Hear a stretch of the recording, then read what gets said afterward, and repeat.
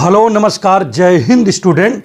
मैं गुड्डू सर आप सभी का इस वीडियो में स्वागत करता हूं। स्टूडेंट देखिए ये शॉर्टेड डिस्टेंस का क्वेश्चन है 2023 सेट नंबर 7 और संकेतांक उसका बीडी है, उसमें ये क्वेश्चन आया हुआ है।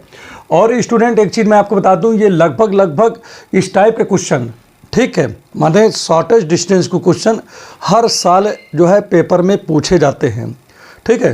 तो उम्मीद है कि इस वर्ष भी एक क्वेश्चन इससे रिलेटेड आएगा ही आएगा।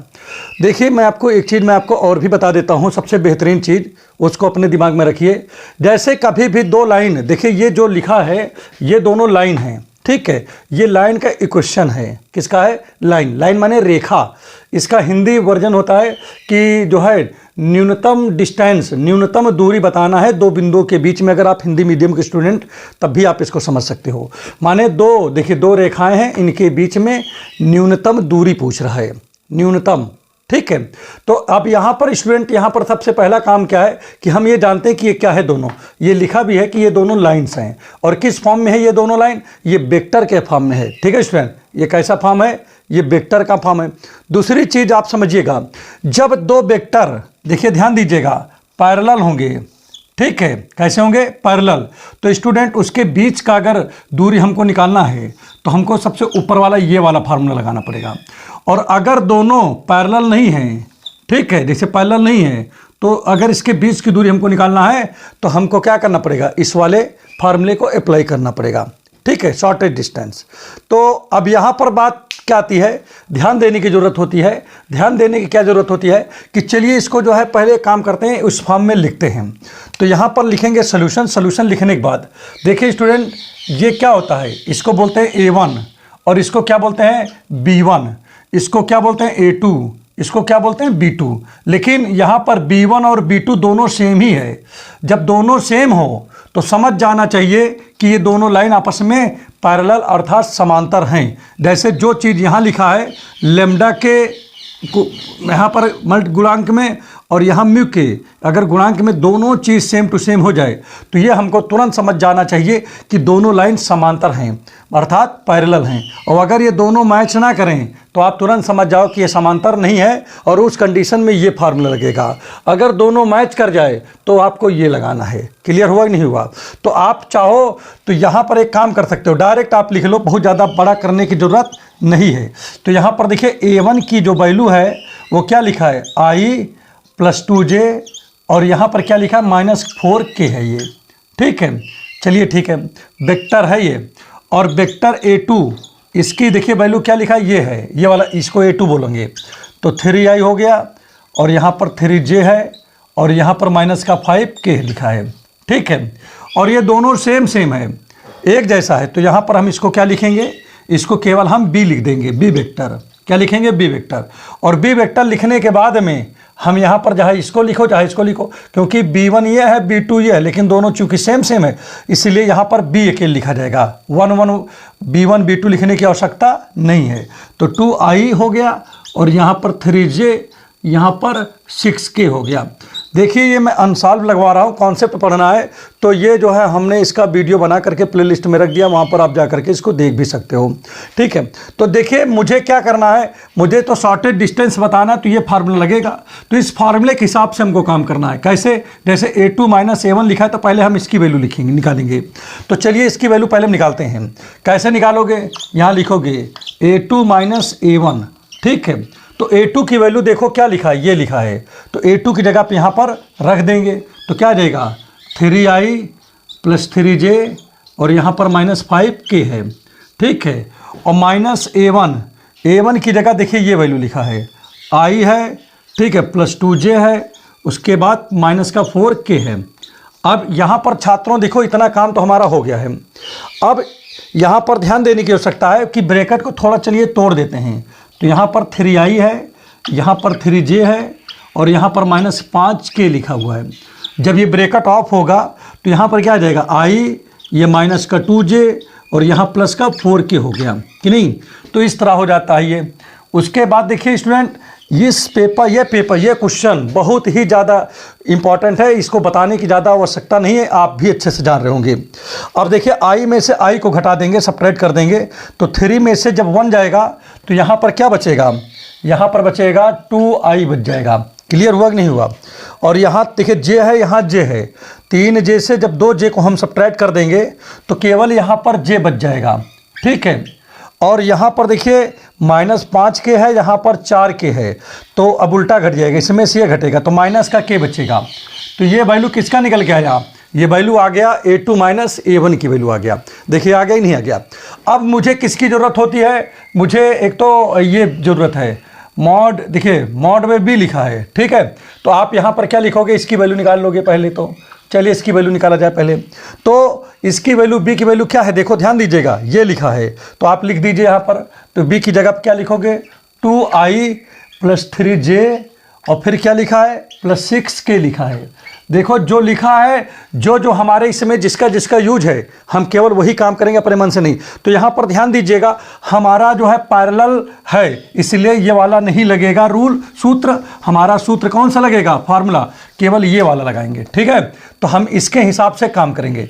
तो चलिए देखिए, जैसे ही यहाँ से क्या हटता है, ये मॉड हटता है, वैसे ही यहाँ पर रूट बन जाता है, जैसे कि आपको पता है।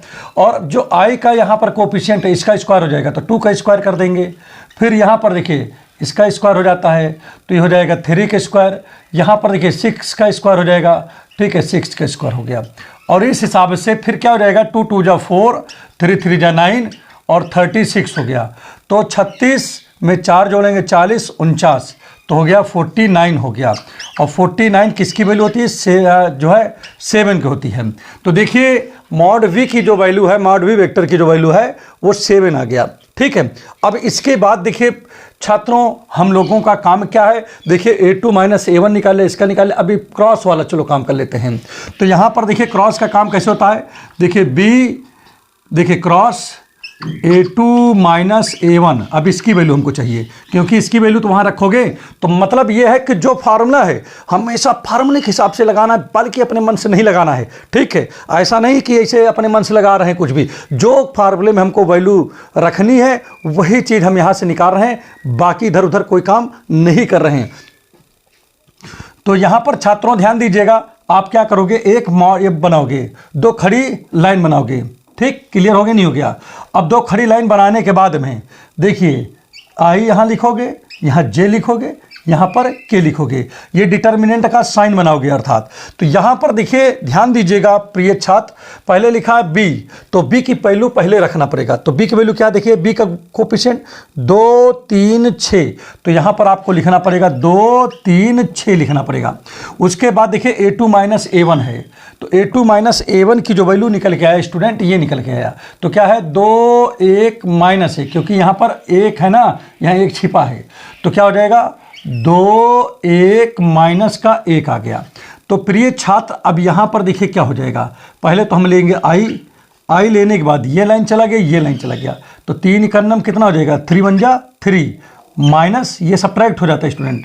ठीक है, तो माइनस का 6 हो गया। अब स्टूडेंट ये वाला जो टर्म होता है ये निगेटिव होता है, तो यहाँ निगेटिव साइन लगा दोगे। ठीक, यहाँ पर जो होता है ये आप इसको निगेटिव लगा दोगे इसके सामने। जब ये लग जाएगा तो ये लाइन चला जाएगा, ये लाइन चला जाएगा, आपका कौन बचेगा? ये और ये बच जाएगा। तो मतलब 2 का -1 में मल्टीप्लाई करोगे तो माइनस का 2 हो जाएगा, और माइनस ये कितना हो जाएगा? 6 2 जा 12 हो गया। ठीक है, और प्लस का k है यहाँ पर। ठीक, अब ये लाइन चला गया, ये लाइन चला गया, 2 1 जा 2 आ गया यहाँ पर, और माइनस 3 2 जा 6 हो गया। अब इसके बाद देखिए यहाँ पर क्या होगा? ये 3 6 2 कितना हो जाएगा? माइनस का 9i। ठीक है, ये 6 3 9, क्लियर हो गया नहीं हो गया? और यहाँ पर देखिए 12 और 2 14, माइनस 14, और यहाँ माइनस लगा तो प्लस का 14j हो गया, और माइनस का यहाँ पर कितना हो जाएगा? 4k हो गया। ये हो गया। तो ये वैल्यू देखिए किसकी आ गई स्टूडेंट? ये वैल्यू निकल कर इसकी आ गई। ठीक, चलिए अब एक काम करते हैं, सारी वैल्यू उठा करके यहाँ रखते हैं। तो यहाँ पर लिखेंगे, क्या लिखेंगे? 9 शॉर्टेड डिस्टेंस पूछ रहा है ना, तो ये शॉर्टेड डिस्टेंस बराबर ये यहाँ पर लिख देता हूँ जो यहाँ लिखा हुआ है। क्या है?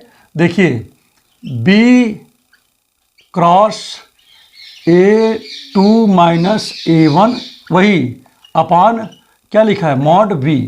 ठीक है, ये हो गया। अब एक काम करेंगे, ये वैल्यू यहाँ पर ले जा करके रख देंगे इसको। तो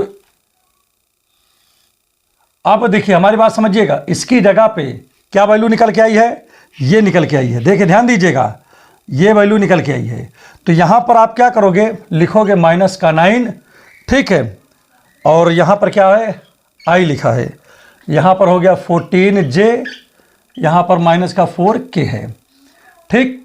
अब पूरे के अपान में देखिए क्या लिखा बच्चों, पूरे के अपान में देखिए क्या है, मॉड v की वैल्यू हमने यहाँ पर 7 निकाला है, ठीक है।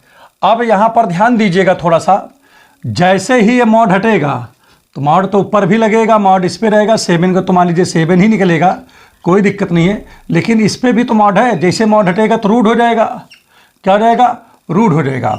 तो 9 का स्क्वायर कितना आएगा, 9 9 जा 81, और 14 का 196, भैया से देख लो, 14 गुणे 14, ठीक है, 4 चौक 16, 4 1 9, देखिए 4 1 9, 4 1 5 हो गया, ठीक, हासिल एक था ना, और 1 चौके 4, 1 1 9 1, तो 6 9 1, 196 आ गया।